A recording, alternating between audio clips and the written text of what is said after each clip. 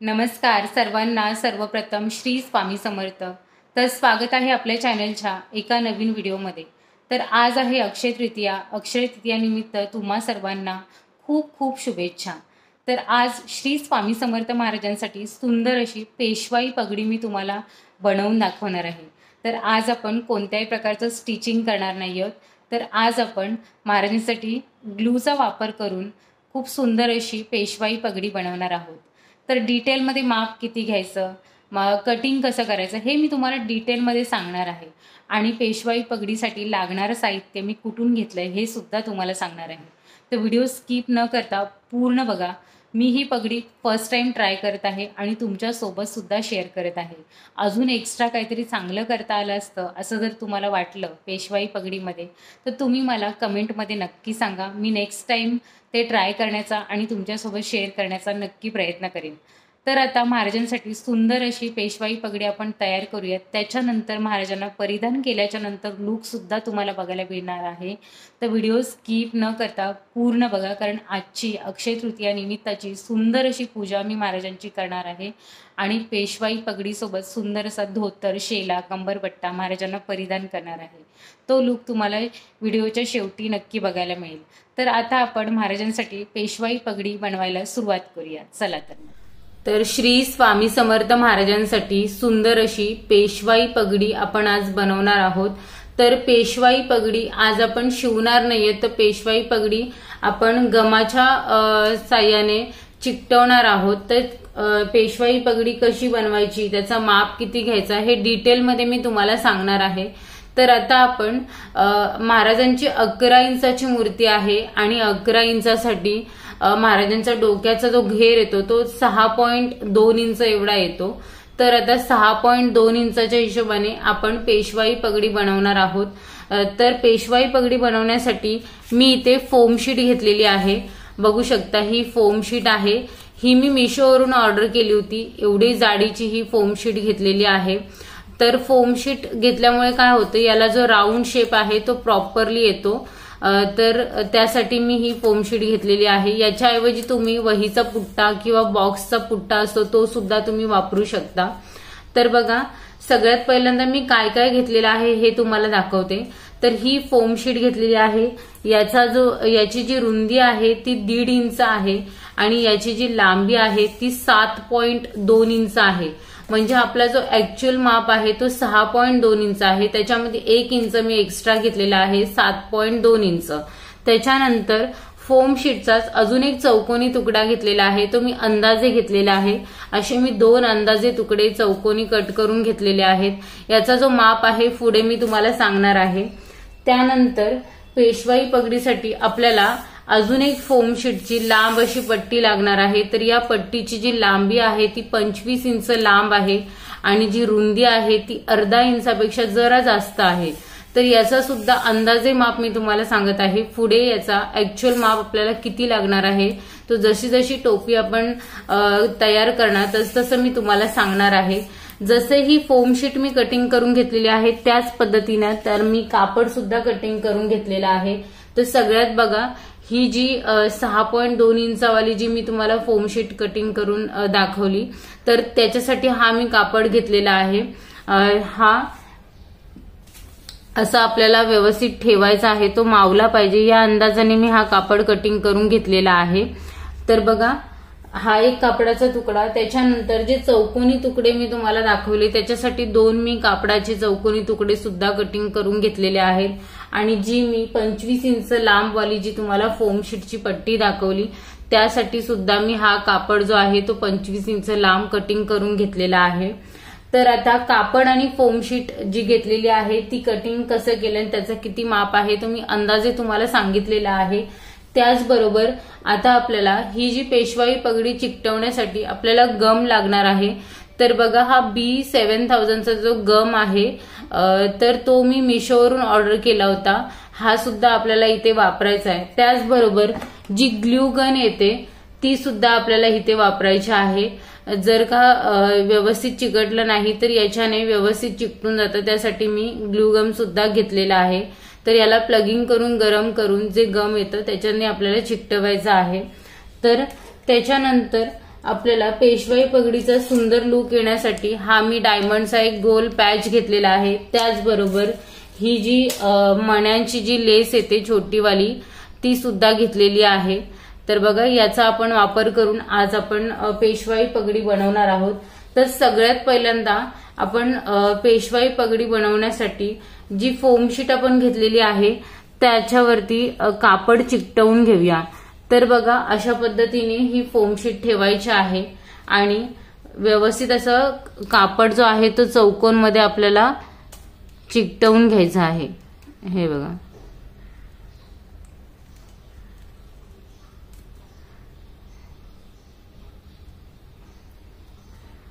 अशा पद्धतीने हे गमचा वापर करून आपल्याला ही पट्टी जी आहे ती त्याला अशी चिकटवून घ्यायची आहे। तर चारी बाजूने हा जो कापड आहे तो अशा पद्धतीने आपल्याला चिकटवून घ्यायचा आहे। ही सुद्धा बाजू आहे ती सुद्धा आपल्याला व्यवस्थित फोल्ड करून घ्यायची आहे। व्यवस्थित हे फोम शीटला ह्या कापडाने कव्हर करून घ्यायचं आहे। तर बघा व्यवस्थित असा हा कापडाला जो आहे ती फोम शीट जी आहे ती व्यवस्थित गमाने चिकटवून घेतलेली आहे। बघा मागच्या साईडने सुद्धा बघू शकता व्यवस्थित असा हा फिनिशिंग आपल्याला दिसत आहे। तर आता याच्या पुढे आपल्याला काय करायचं आहे तर ही जी पट्टी आहे ती आपल्याला अशी राऊंड करून घ्यायची आणि इथे आपल्याला चिपकवून द्यायची आहे। तर बघा अशा पद्धतीने आपल्याला इथे चिटकवून द्यायचे। त्यासाठी मी ग्लू गनचा वापर करणार आहे। तर बघा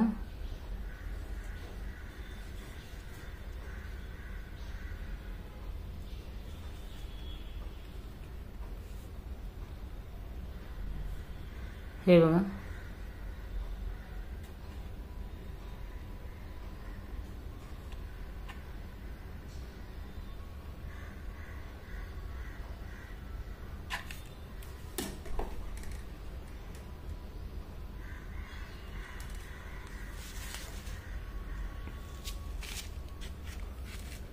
असं चिटकवायची आणि 1 मिनिट थांबायचं कारण ते व्यवस्थित चिकटलं पाहिजे। तर बघा हे व्यवस्थित असं चिटकले आणि आपला गोल जो राऊंड आहे तो आपला तयार झालेला आहे। तर याच्या पुढे आपल्याला काय करायचं जो चौकोनी आपण फोम शीट घेतली होती चौकोन जो तुकडा घेतला होता कटिंग करून याला या मापामध्ये राऊंड मध्ये कट करून घ्यायचं आहे। तर असं राऊंड मध्ये मी कट करून घेते। बघा हा जो राऊंड शेप आहे त्यानुसार हा फोम शीट आहे ती गोल मध्ये कटिंग करून घेतलेली आहे। तर आता आपल्याला याला सुद्धा कापडाने कव्हर करून चिकटवून घ्यायचं आहे। तर बघा जो चौकोनी कापड आहे याला आपल्याला राऊंड मध्ये व्यवस्थित असं चिटकवून घ्यायचं आहे। वरच्या साईडने ह्याला कटिंग करत करत आपल्याला गोल मध्ये चिकटवून घ्यायचं आहे। तर मी गोल मध्ये चिकटवून घेते। तर बघा हा जो गोल आहे तो आपला तयार झालेला आहे। मागच्या साईडने बघू शकता मी अशा पद्धतीने चिकटवून घेतलेला आहे। तर आता आपल्याला पुढे काय करायचं आहे तर पुढे याच्यावरती आपल्याला हा असा चिकटवून घ्यायचा आहे। हे बघा अशा पद्धतीने आपल्याला हा चिकटवून घ्यायचा आहे। ही ओपन बाजू आहे आणि ही आपली बंद बाजू होणार आहे। अशा पद्धतीने याच्यावरती हा इथे राऊंड मध्ये गम लावून घ्यायचा आणि हा चिकटवून घ्यायचा। तर बघा अशा पद्धतीने हा चिकटवून घेतला। आता हा सुकतोय तोपर्यंत आपल्याला हा जो चौकोनी तुकडा घेतलेला आहे याला सुद्धा राऊंड मध्ये आपल्याला कट करून घ्यायचा आहे। तर बघा अंदाजे हा चौकोनी तुकडा मी घेतलेला आहे। एक 2.5 बाय 2.5 बायचा तुकडा आहे। तर तो सुद्धा आपल्याला गोल मध्ये असा कटिंग करून घ्यायचा आहे। हे बघा अशा पद्धतीने हा राऊंड मध्ये एकदम राऊंड नाही आला तरी पण चालेल अशा पद्धतीने आपल्याला कटिंग करून घ्यायचं आहे।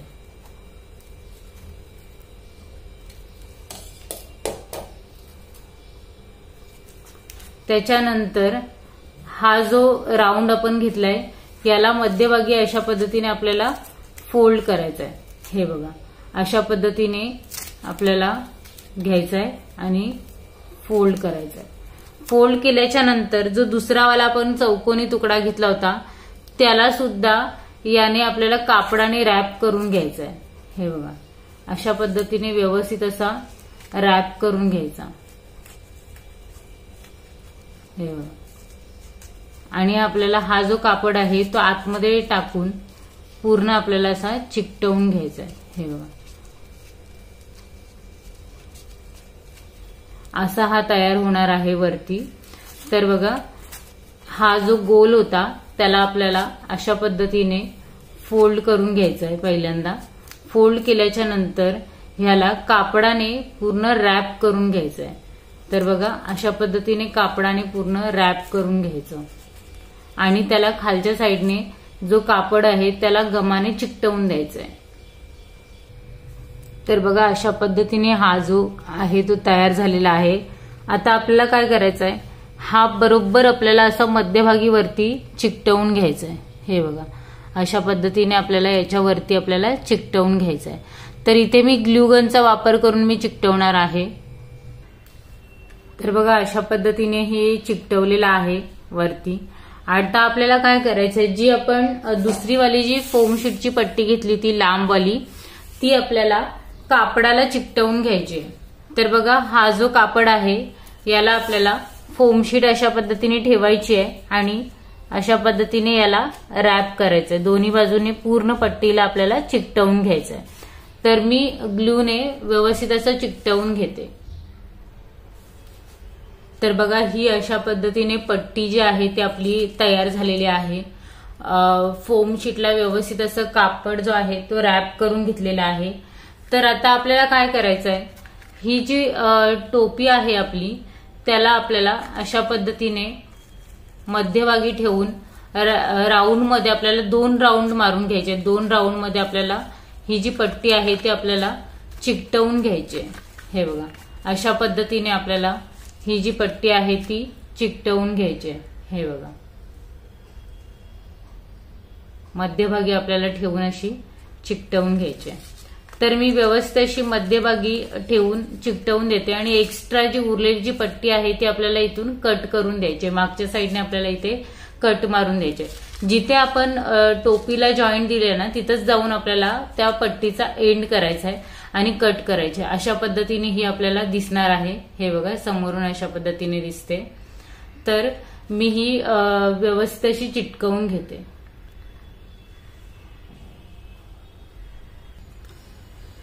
तर बघा, अशा पद्धतीने ही पट्टी जी आहे ती चिकटलेली आहे आणि हा जो टोपीचा अशा पद्धतीने काहीसा लुक तयार झालेला आहे। आता आपल्याला काय करायचं आहे, जी समोरची बाजू जी आपल्याला ठेवायची आहे ना, म्हणजे महाराजांच्या चेहऱ्याकडची जी बाजू ठेवायची आहे ना, तिथे आपल्याला एक असा पॅच लावून घ्यायचा आहे। हे बघा, अशा पद्धतीने आपल्याला पॅच लावून घ्यायचा आहे। त्याच्यानंतर ही जी मी तुम्हाला मण्यांची एक पट्टी दाखवली ती आपल्याला बरोबर मध्यभागी ह्या पट्टीला अशी राऊंड मध्ये फिरवून चिकटवून घ्यायची। हे बघा, अशा पद्धतीने ती व्यवस्थित अशी जरा मोठी आहे त्यामुळे ती सरकते। अशा पद्धतीने आपल्याला ही राऊंड मध्ये ठेवून घ्यायची आणि चिकटवून घ्यायचे। तर मी ही व्यवस्थित असा फायनल जो लुक आहे तो टोपीचा तयार करून तुम्हाला दाखवते। तर बघा, अशा पद्धतीने ही जी मण्यांची जी पट्टी होती ती मी चिकटवून घेतलेली आहे। पहिल्यांदा हा जो पॅच आहे तो मध्यभागी लावून घेतला, त्याच्यानंतर राऊंड मध्ये व्यवस्थित अशी ही लावून घेतली आणि जो वरती जो राऊंड होता त्याला सुद्धा लावून घेतली, जेणेकरून ती फिनिशिंग आहे ना प्रॉपर व्यवस्थित दिसून येते। आणि वरती जो आपण हा लावलाय त्याला सुद्धा राऊंड मध्ये मी ही पट्टी लावून घेतलेली आहे आणि खूप सुंदर अशी ही पेशवाई पगडी आपली तयार झालेली आहे। खूप छान असा लुक येतोय, जवळून बघू शकता। एकदम फिनिशिंग एकदम व्यवस्थित आलेली आहे। असं कुठेही काय तुम्हाला काय बाहेर निघालेलं वगैरे काही दिसणार नाही। आता इथे जो ग्लू गम आहे तो थोडासा जास्त लागला त्यामुळे त्याचं व्हाईट पडलेलं आहे, पण अदरवाईज जर समोरून तुम्ही बघितलं तर त्याचा लुक छानच येतोय, कुठेही तो दिसत नाहीये। आता ही जी पेशवाई पगडी आहे ती मी महाराजांना तुम्हाला परिधान करून दाखवते आणि आजचा हा पेशवाई पगडी सोबतचा जो लुक आहे तो तुम्हाला सुंदर असा लुक महाराजांचा बघायला मिळणार आहे। ते व्हिडिओ स्किप न करता पूर्ण बघा। तर आता ही पेशवाई पगडी जी आहे ती 11 इंचाच्या मूर्तीसाठी आपण बनवली आहे आणि महाराजांची जी माझ्याकडे 11 इंचाची मूर्ती आहे त्यांना मी हे परिधान करून तुम्हाला दाखवते। तर आता सुंदर अशी पूजा करते आणि पूजेमध्ये महाराजांना सुंदर वस्त्र परिधान करते, त्याचबरोबर ही पेशवाई पगडी सुद्धा परिधान करते आणि तुम्हाला दाखवते। तर बघा, खूप सुंदर अशी पूजा झालेली आहे आणि महाराज खरंच खूप सुंदर दिसत आहेत। पेशवाई पगडी परिधान केल्याच्या नंतरचा जो लुक आहे महाराजांचा खरंच खूप सुंदर दिसत आहे। त्याचबरोबर मी पेशवाई पगडीला मॅचिंग असा महाराजांना धोतर परिधान केलेला आहे, शेला, कंबरपट्टा। आता जो गजरा महाराजांना लावलेला आहे तर त्याच्यामध्ये तो कंबरपट्टा दिसून येत नाहीये, पण मागच्या साईडला कंबरपट्टा आहे। खूप सुंदर महाराजांचा लुक तयार झालेला आहे। तुम्हाला कसा वाटतोय हा लुक मला कमेंटमध्ये नक्की सांगा आणि व्हिडिओ जर आवडली तर व्हिडिओला लाईक करा, शेअर करा आणि चॅनलवरती जर नवीन असाल तर चॅनलला नक्की सबस्क्राईब करा। भेटूयात अशाच पुढच्या नवीन वस्त्रासोबत नवीन व्हिडिओमध्ये। तोपर्यंत सर्वांना श्री स्वामी समर्थ। जय जय स्वामी समर्थ।